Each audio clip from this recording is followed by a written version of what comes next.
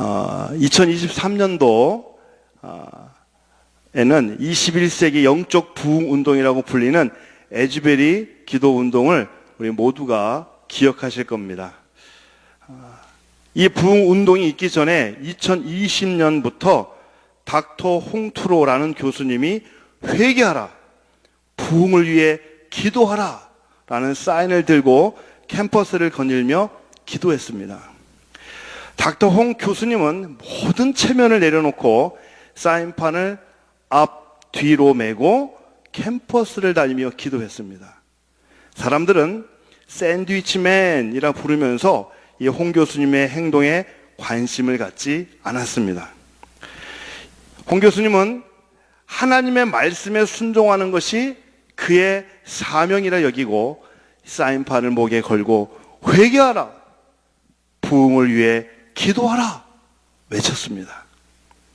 하나님의 때가 되매 미국의 작은 시골 마을 에즈베리에서 한 시대 영적 파도를 일으키는 기도운동, 부흥운동이 일어났습니다. 사랑하는 성도 여러분, 하나님의 역사는 순종함으로 사명을 감당할 때 시작됩니다.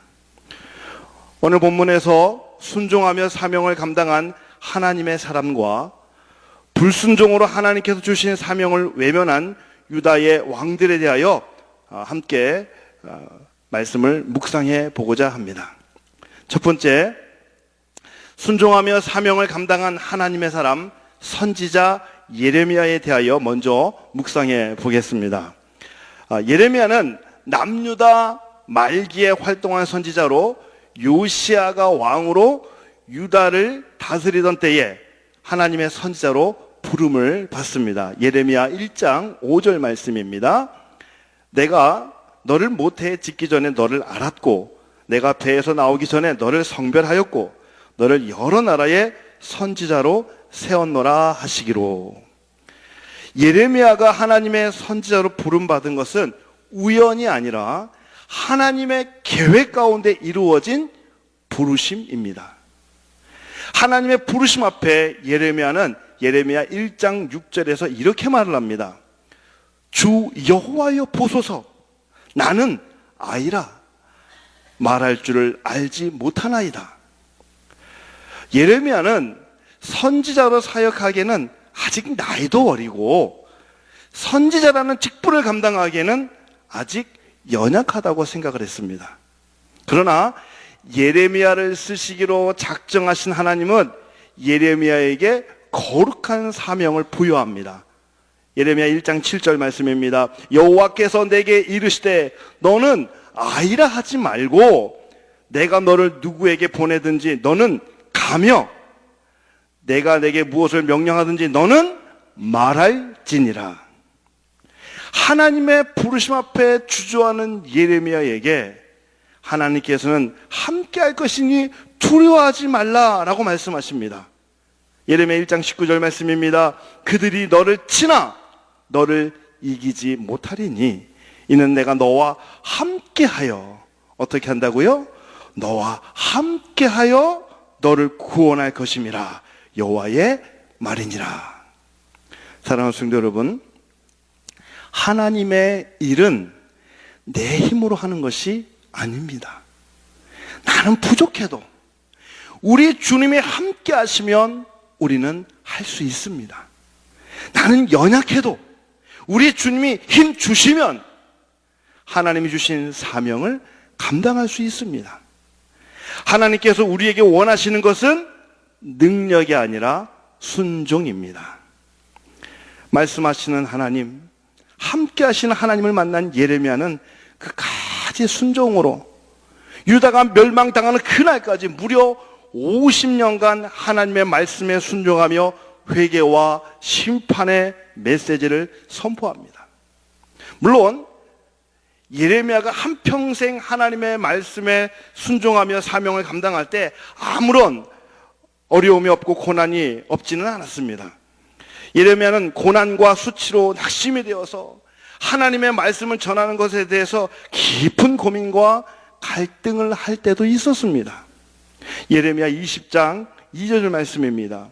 이에 바술이 선지자 예레미야를 때리고 여호와의 성전에 있는 베냐민 문 위층에 목에 씌우는 나무 고랑으로 채워 두었더니 20장 7절 8절도 제가 읽어드립니다. 내가 조롱거리가 되니 사람마다 종일토록 나를 조롱하나이다.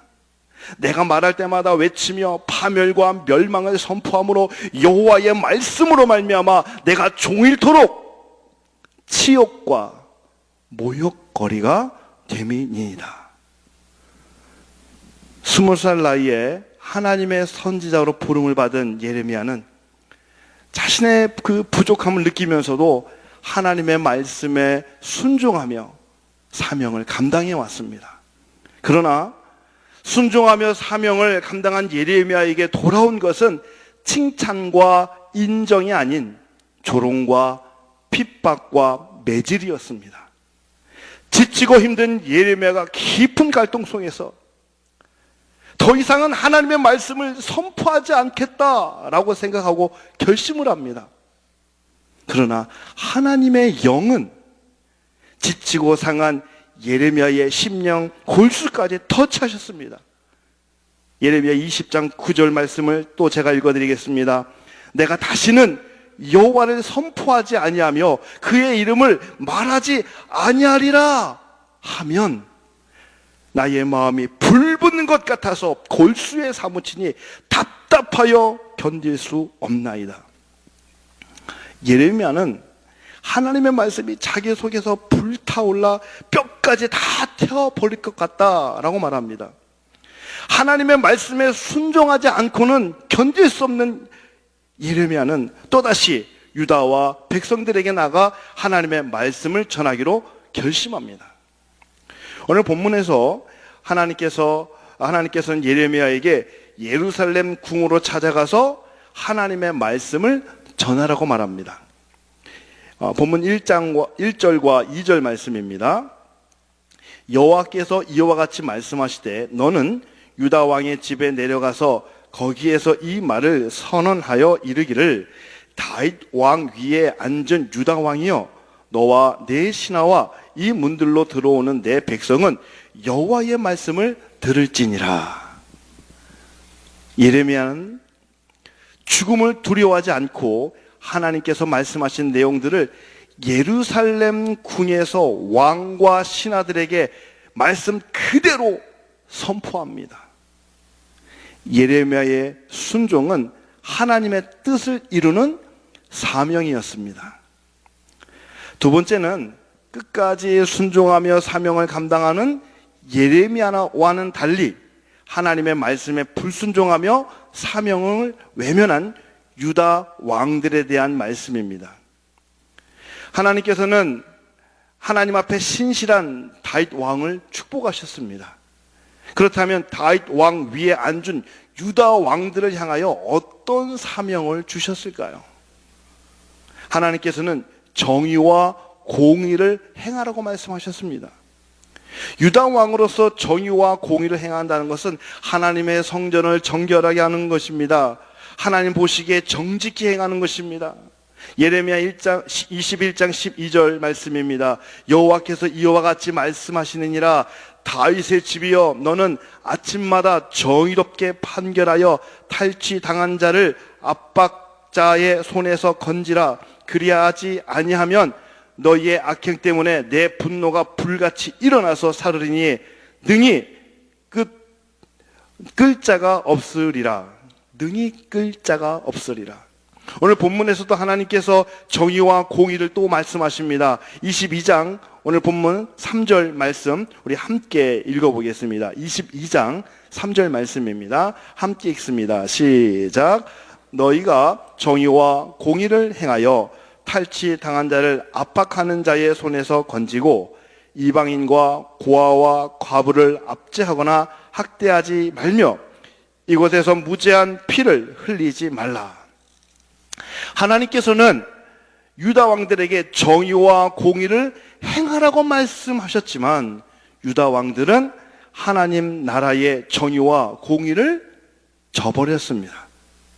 오늘 말씀의 배경이 되는 여호야김 왕은 왕의 사명인 정의와 공의를 저버리고 이방 제국의 왕들을 흉내내며 자신의 호화로운 삶을 누리기 위해서 백향목으로 궁전을 지으며 자신의 힘을 자랑합니다. 여호야김은 자신을 위한 화려한 궁을 짓기 위해서 백성들을 동원해서 일을 시킵니다. 그러나 품삯을 주지 않고 탈취와 압제를 일삼았습니다. 종교적으로는 우상 숭배에 빠져서 하나님이 예레미야를 통해서 두루마리에 적어주신 그 말씀을 불에 던져 태워버린 교만한 왕이었습니다. 하나님은 유다 왕으로서 사명을 버리고 불순종하는 그들을 향하여 하나님께서 말씀하십니다. 본문 4절 말씀입니다. 너희가 참으로 이 말을 준행하면 다윗의 왕위에 앉을 왕들과 신하들과 백성이 병거와 말을 타고 이 진문으로 들어오게 되리라. 여기서 병거와 말은 힘과 권력을 상징하고 이 진문은 예루살렘 성문을 말합니다. 다시 말해서 하나님께서는 하나님의 말씀에 순종하면 하나님께서는 예루살렘 성문을 말과 병거를 타고 들어올 수 있도록 해 주시겠다고 약속하십니다. 또한 정의와 공의를 행하며 하나님의 말씀에 순종하면 왕의 권위와 왕의 권세를 유지하며 그의 나라를 지켜주신다는 축복의 메시지입니다. 그리고 하나님의 말씀에 불순종했을 때 그 결과를 5절에서 말씀해 주고 있습니다. 5절입니다. 그러나 너희가 이 말을 듣지 아니하면 내가 나를 두고 맹세하노니 이 집이 황폐하리라. 여호와의 말씀이니라. 백향목으로 지어지고 길르앗 레바논 숲처럼 아름다운 그들의 궁궐이라 할지라도 하나님의 말씀에 불순종하면 하나님께서는 심판을 통하여 광야와 같은 황폐한 땅으로 만드신다고 말씀하십니다. 그리고 하나님은 순종하지 않는 사명을 잃어버린 유다 왕과 이스라엘 백성들의 그 어리석음을 깨닫게 하기 위해 파멸자를 준비하십니다. 본문 7절 말씀입니다. 내가 너를 파멸할 자를 준비하리니 그들이 각기 손에 무기를 가지고 내 아름다운 백향목을 찍어 불에 던지리라. 여기서 백향목은 무엇을 의미하는 걸까요? 백향목은 내 힘으로, 내 지혜로, 내 야망을 위해 아름답게 세운 것들을 말합니다. 아무리 화려하고 위엄이 있고 영원할 것 같고 무너지지 않을 것 같고 변하지 않을 것 같은 내가 하나님 없이 세운 그 모든 것들은 나의 어리석음을 깨닫게 하기 위해서 하나님이 손수 허무실 것입니다. 여러분, 순종의 모범을 보이신 분이 예수님이십니다. 예수님께서는 십자가를 지시기 위해 그 길이 죽음의 길임을 알면서도 사명을 감당하시기 위해 기꺼이 예루살렘으로 오르셨습니다. 하나님의 아들이신 예수님께서는 십자가의 사명을 감당하시기 위해 조롱과 수치와 고통과 아픔을 홀로 견디며 나 대신 십자가를 짊어지셨습니다. 그리고 그 십자가에서 죽으셨습니다. 예수님께서는 십자가에서 하나님의 뜻을 이루기 위해 죽기까지 순종하셨습니다. 그로 인해 우리에게 영원한 생명 구원을 주셨습니다. 여러분, 사명은 무엇입니까? 저의 사명은 목사입니다. 예수님 닮은 목회자로 마음과 뜻과 힘을 다해서 하나님의 교회와 하나님의 몸된 우리 성도님들을 온 마음 다해 섬기는 것이 제 사명입니다. 학생의 사명은 공부고 부모의 사명은 자녀를 잘 돌보는 거겠지요. 학생의 사명은 공부인데 1등을 이야기하는 것이 아니라 하나님과 동행하며 최선을 다하는 것을 말합니다. 부모의 사명은 자녀들을 믿음 안에서 영육이 강건하게 돌봐주는 것입니다. 순장의 사명은 순원들이 하나님의 은혜 아래서 서로 사랑하고 아껴주고 세워주며 천국 공동체를 이뤄가는 것이 사명입니다. 여러분, 우리가 운전할 때 GPS에 목적지를 설정을 합니다. 그러면 트래픽을 감안해서 예상 시간과 또 목적지를 보여줍니다.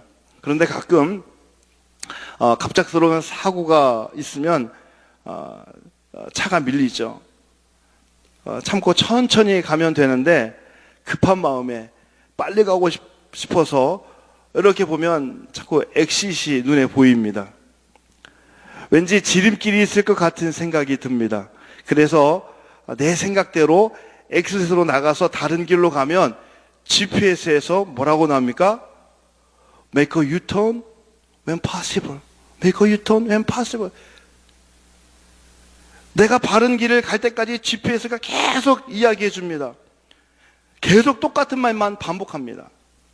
마치 예레미야가 이스라엘을 향해 하나님이 기회를 주실 때에 돌아오라고 선포하는 말씀과 같습니다. 오늘 예레미야 말씀을 통해 알 수 있듯이 하나님의 말씀을 내 마음에 두기 싫어하고 잘못된 길을 걸어갈 때 하나님은 우리를 향해 돌아오라, 돌아오라, 여호와께 돌아오라 라고 말씀하십니다. 하나님의 말씀은 사명자의 길을 걸어갈 때 우리를 가장 정확한 길로, 빠른 길로 인도하며 목적지가 어디인지도 분명히 보여줍니다. 그런데 그런 하나님의 말씀을 순종하지 않고 나의 지혜, 나의 경험, 나의 생각대로 한다면 오늘 말씀처럼 우리는 황폐한 땅, 광야에 도착하게 될 겁니다. 오늘 저와 여러분은 하나님의 말씀에 귀를 기울이고 그 말씀에 온전히 순종하며 살아가야 합니다. 나를 사랑하셔서 하나밖에 없는 아들을 내어주신 하나님의 그 사랑, 나를 너무 사랑하셔서 나 대신 십자가에서 죽으신 예수님의 그 사랑을 내 사랑하는 가족과 이웃과 내가 오늘 만나는 모든 사람들에게 실천하는 저와 여러분이 되기를 주님의 이름으로 축복합니다.